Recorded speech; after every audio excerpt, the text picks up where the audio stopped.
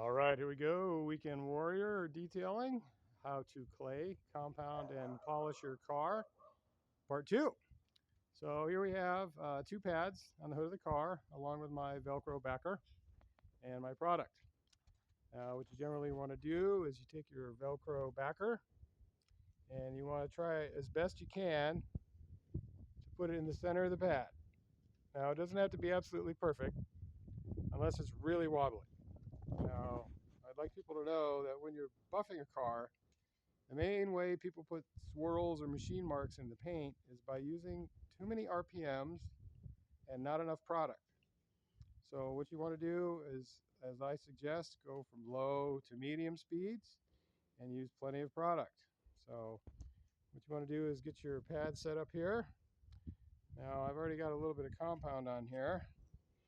So one way I like to clean my pads, if I've got dried residue from the job before, is I will take something like an ATM card or an old credit card, and I'll spin the pad up a little bit, just kind of slow, and then I'll take the edge of the card and I'll just go back and forth like this, and it kicks off the majority of the dust, and whatever's left is okay, because once the pad gets moist and starts working, it all basically blends together.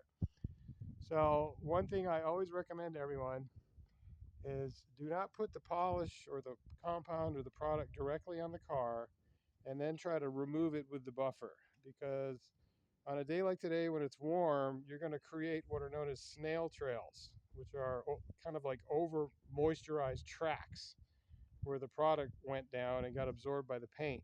What you're going to have to do then is remove them, either with the buffer and more polish or maybe even compound. So what I always prefer to do is I always put my product right on the pad.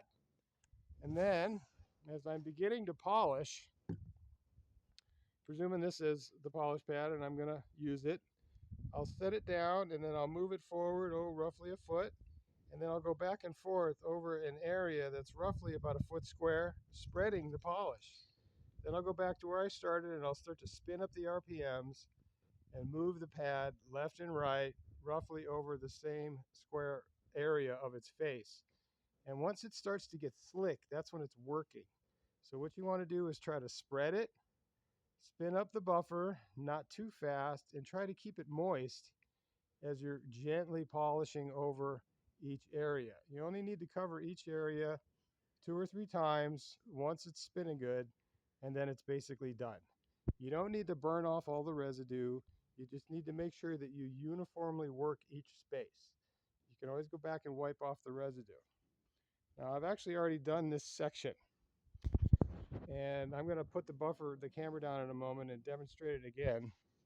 But hopefully you can see these water spots and all this other stuff that's in the paint that as I move forward, you'll see I've removed it all, even though it's streaky. Now, this product has a very resiny, streaky nature, which is fine. But as I move forward, you'll see there's yet more water spots that are in the haze there. So what I'm going to do after I polish this car, if it's still streaky, is I'm going to give it a quick coat of hand wax, carnauba wax, which will absorb all of the excess resin, and then I can polish it off and it's going to look like glass. So I'm going to set the phone down here and give people a brief demonstration of what a pass looks like. Now I always take the cord and throw it over my shoulder. I always make sure I don't have anything like belt buckles or buttons exposed that are going to scratch a fender of a car. And I always do my best to be careful. So here we go. I'm going to first spread my polish and my compound over my work area, and then I'm going to start to work it.